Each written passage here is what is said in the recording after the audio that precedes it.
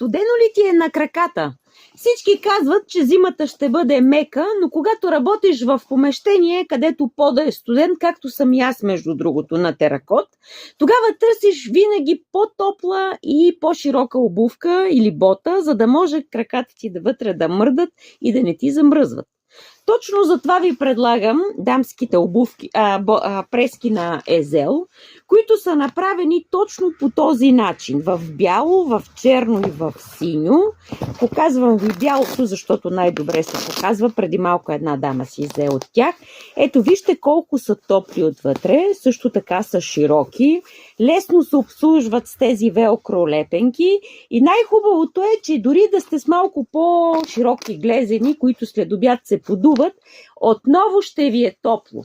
Номерата са от 36 до 43. Ето ги цветовете. А ако ги искате, обадете ми се.